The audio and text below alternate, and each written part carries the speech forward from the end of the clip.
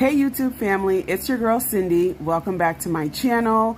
On this channel, we break down relationship dynamics in real life and on TV. Check out my playlist in the description after this video. If you are new to my channel, welcome and thank you for joining me today. I want to say Happy New Year to everyone. Cheers to 2022. May we all have a great year. When we talk about self-care, people often think about meditation, prayer, warm baths, or even retail therapy, but we really need to normalize mental stability and emotional maturity as part of self-care. Today, I have two amazing guests who are in the mental health field joining me to discuss how important mental and emotional wellness are for our well-being as we kick off this new year individually and collectively. So we have Dr. Chelsea Morales and therapist Ro with us today. Dr. Morales, tell us a little bit about yourself. Hi, everyone. My name is Dr. Chelsea Morales. I am a psychologist. I specialize in trauma and PTSD, but I also work with people who deal with lots of other issues as well. And I am super excited to be here. And therapist Ro, tell us a little bit about yourself as well.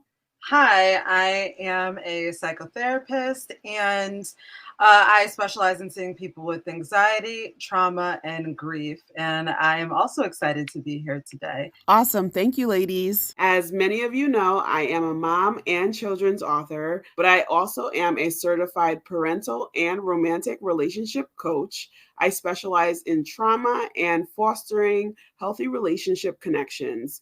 I uploaded 70 videos in 2021, breaking down dynamics for real life relationships and those that I was watching on reality TV. It takes a lot to love other people, and in order to foster a healthy relationship with others, we must first start with our own mental and emotional wellness. So I pose the question to you, ladies: how does one include mental and emotional wellness in their self-care? One of the things that I think is really important when it comes to incorporating your mental health into your self-care is prioritizing yourself. I think oftentimes we as women and as Black women tend to caretake for other people and prioritize everybody else's needs over our own. And we let ourselves and the things that are important to us go by the wayside. And so one of the things that's important is to prioritize yourself, meaning putting yourself first and finding ways that you can make putting yourself first non-negotiable. So that might look like having a routine around taking care of yourself, or having a routine around deciding to go to therapy and not allowing other things that are coming up in your life, like other priorities, to take over that. So for example, if you have a standing therapy appointment every Thursday at 4:00 and someone has something that comes up that you would normally jump to help them do, but you're trying to make your own mental health important and put it first for yourself, you might say, no, I actually can't do that. I have this appointment that's important that I have to go to, rather than saying, actually, I'll show up for this other person. But in showing up for that other person, ultimately, you end up not showing up for yourself and not putting yourself first. It can often be very hard to do that. I think it takes practice, and I think it takes making it a part of your regular routine instead of something that you make optional. So saying like, oh, I'll try to make it this week to therapy, or I'll try to do this nice thing for myself, but making it a part of your regular routine so that it becomes something that you can't say no to, or that you won't say no to, is really important. And I think it makes sure that you are putting yourself first as opposed to taking care of everybody else, because oftentimes we try to pour from an empty cup. And as you know, that's not very effective. So making sure that you are taking care of your own mental health is and should be one of your biggest priorities. I totally agree. Thank you for that. And it can be hard to say no to other people, but in order for us to be, like you said, pouring from an empty cup is not effective. And it is important for us to put ourselves first and be able to say no and not feel guilty. I am a advocate for therapy, and I think it is really important to talk to professionals when trying to heal or sort out life transitions. Healing can be a lifelong process. And although you don't have to stay in therapy all of your life, I do believe it is a good idea to do a mental check in on a regular basis, whether it be daily, weekly, or even monthly. Mental health is just as important as your physical health. Sometimes just chatting or venting to our family and friends is just not enough. Many of us need to speak with someone who will not judge us and create a safe space to open up about things that can feel embarrassing or shameful to talk about. And finding the right mental health professional is key. Do not let one not so good experience deter you from seeking services that can be life changing. Just as the saying goes, when buying a pair of jeans, we try on many different pairs sometimes before we find the right fit. And the same goes with therapy or coaching. You may have to connect with a few different professionals before you find one that will work for you and your needs. I also do believe that prayer, reading self help books, joining support groups, journaling, and doing things that you enjoy are great ways to help with your mental health and your emotional wellness so you can be good for yourself and whole. So when it comes time to being in a relationship, you enter that relationship as a whole person and not really putting your burdens on that other person. What are your thoughts, Therapist Ro? Yeah, I have to agree with everything that you've said. I think that it's really important to do some of those things that you listed, some of those self-care activities that some of us sometimes think of, but oftentimes people can think of them only happening in movies and things that aren't for them. And I think it's important to remember that it's not one size fits all, but it's okay to try something for the first time. And uh, along these lines, I think that it's also important just because you're a part of a family. So there's something called family of origin. And it's like the nuclear family that you're born into. And sometimes they can be draining.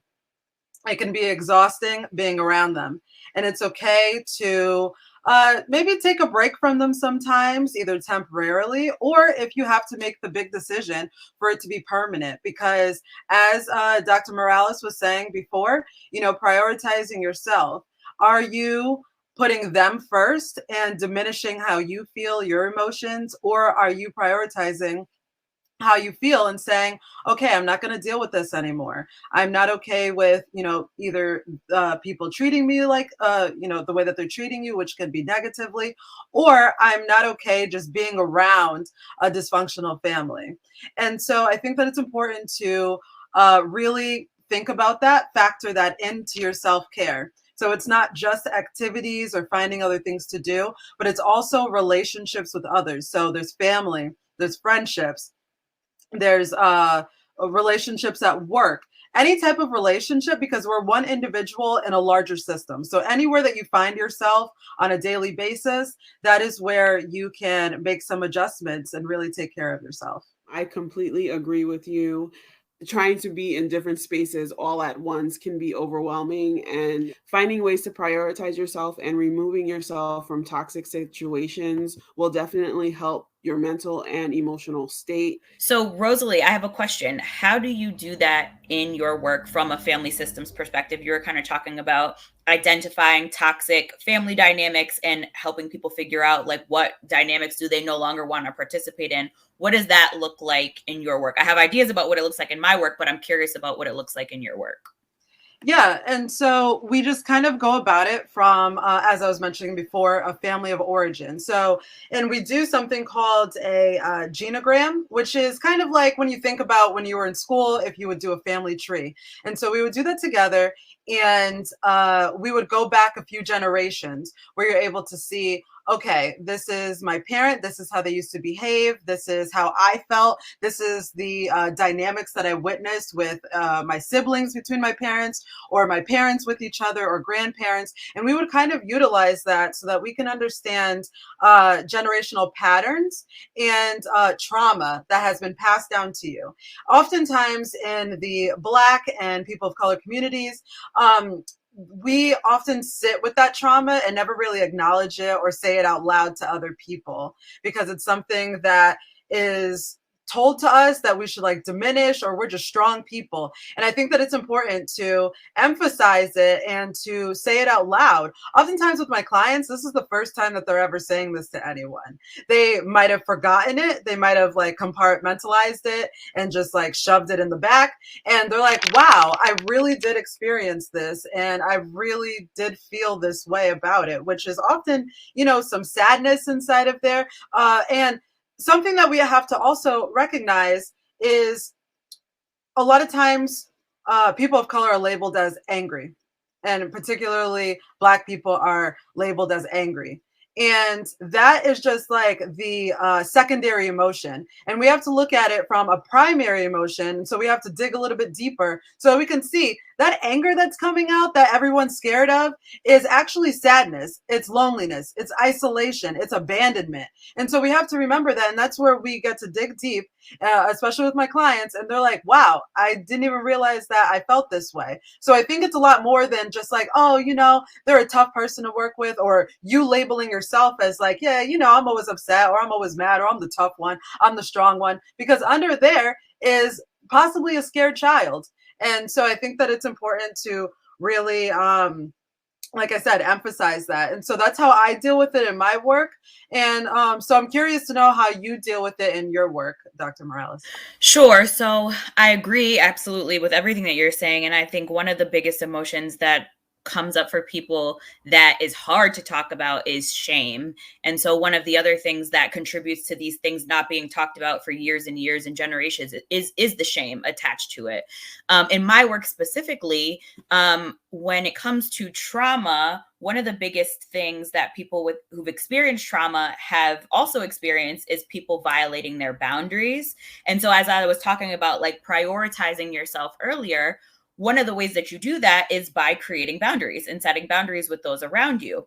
When you've experienced trauma, it's much harder to do that because oftentimes you don't know what boundaries are, or you've had people violate your boundaries so many times that you don't know what you're allowed to say no to, because so many times people have infringed upon your boundaries and you've had no control over that in the past. So part of our work is exploring what do healthy boundaries look like? What is it okay to say no to? And how can you advocate for yourself? And how can you create boundaries with strangers, but also loved ones? I think it's really hard when the loved ones are the ones that have violated the boundaries and they've done it for so long. So changing those dynamics and in the person being able to say, actually, no, I'm doing something different now and I'm choosing a different way to handle the situation, and having people have sometimes big reactions to that person choosing to no longer participate in some of these dynamics. But one of the ways that you can prioritize yourself is by learning how to have boundaries and being able to say no in a way that feels authentic to you, in a way that feels meaningful to you, so that you can do the things that you need to do for yourself in order to take care of yourself, in order to show up for yourself. And also realizing that sometimes people, in asking you to do something, are not being, helpful, or they're not trying to be nice. They're actually taking advantage. And so learning how to distinguish when people are being genuine, when people are trying to take advantage, and helping clients be able to say no and set boundaries. And then in the process of that, actually being able to really take care of themselves. Everything you said, I definitely agree with, because I do similar things along with the boundaries. And so that goes within the Genogram that I was talking about, and setting up those boundaries so that you're not repeating those same patterns. And how about for you, relationship coach CiCi? How do you deal with it in your coaching practice? Yes. So, although I have a background in trauma, what I do in my coaching practice is that I meet people where they are and figure out ways to move forward. I don't necessarily go back and dig into their childhood. I deal more so with couples who are having issues, and we dig deep into where are those issues coming from. And sometimes it can be outside of my scope. So I do, refer some of my clients to therapists, to doctors who can do the work that you two are able to do with your clients. from a coaching standpoint, I am alongside my clients in helping them to progress in their situation and figure out ways to come together in a healthy way and not continue the toxic patterns. I help my clients to break down the toxic patterns and figure out how to put certain things in place so they can work on having a more healthy relationship, because I do believe in having healthy relationships make you healthy, because the people that you keep around you is going to eventually make or break you. So you want that positive energy, that positive vibe, especially now that we're starting this new year. We want to be able to self-assess and understand some of the things that we have been doing, whether or not they're working. So that's how I help my clients. I help them, I meet them where they are and I help them to look forward and seeing what they can do better in helping them to be the best version of themselves. I think along with a lot of what you're saying, I think that can be in therapy, but it's great to have coaching definitely be future oriented. And so, like you were saying, really focus on the past. And that's something that, a therapist or a psychologist or a psychiatrist, they would go further into the person's past, whereas coaching would definitely look towards the future. And I think that's really great. And I think that's something that all three of us can probably agree on. And what you were kind of talking about is the resiliency. And so if you have lived as a Black person, you have been resilient throughout your life. You have made it through a lot, whether it was microaggressions, whether it was, blatant racism, or just, whatever you've been through, any type of trauma. You have been resilient to it. I utilize as well is strength-based. And so we focus on what you're really good at, how you've gotten here, what you've overcame. And we also highlight that and focus on it as well. Do you have any final thoughts, Dr. Morales? I was just going to add to what Therapist Ro was saying about, focusing on the strengths. I think it's also really important to identify, like, how are the things that are happening in the present related to the things that have happened in the past? I think so often I think there's value in wanting to move forward. And I think that's why it's great for coaches and therapists and psychologists to collaborate, because I think there's space for both. I think from a therapy standpoint, oftentimes people are so future oriented that they are not necessarily willing to acknowledge the ways in which the things that have happened to them in the past are directly impacting them in the present. And I think it's important for that awareness to be there around how are these things connected so that you can stop the pattern. If you just see the pattern, but you don't know where it came from, it's very easy to continue to unintentionally perpetuate it. But once you know, well, actually, I'm feeling depressed. And so I, decide to go out and spend a lot of money. And then I'm feeling really shameful about having spent all this money. And then, I stay in bed for a few days after this happens. If you don't recognize that actually you witnessed this same kind of pattern when your mom was feeling low about herself, she would go out and the two of you would go to the mall together and spend a ridiculous amount of money. And then she would spend a bunch of time feeling guilty and bad about that. If you don't recognize that those two things are connected and that you are essentially recreating that same pattern on your own, it's very easy to continue to fall into it if you can't identify what the feelings are. So there is value in going back and saying, wait a second, well, where did this come from?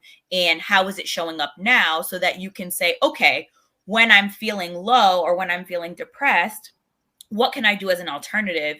And how can I come up with alternatives that feel better to me and that are actually more helpful to me, as opposed to these other old patterns that I used to resort to? So I definitely think that being aware of where do these things come from, how did we get here, and exploring them, and then while simultaneously connecting them with someone like a coach who's going to then propel them forward, whether it's helping them find a job or helping them find a meaningful relationship or encouraging them to go after what they want in their lives. I think both have such incredible value. I 100% agree. This has been a great conversation, ladies, and I am wondering what our viewers are thinking. Is there anything that you would like to add to this conversation, or just want to let us know what you do for self-care? Put your thoughts in the comments below. As we wrap up this discussion, please like and share this video. You can connect with me on Instagram. My handle is cindyjcadet.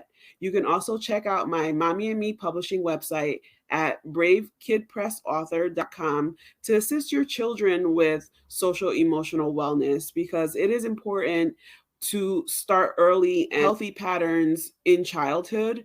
And as I said in the beginning, I do help romantic relationships, and I'm also a parent coach. So when it comes to helping parents talk to their children about difficult conversations or just processing emotions, I do have a collection of children's books and journals in order for children to have that space to process their emotions. It's been a great conversation. I want to thank both of you so much for joining me today for this much needed discussion.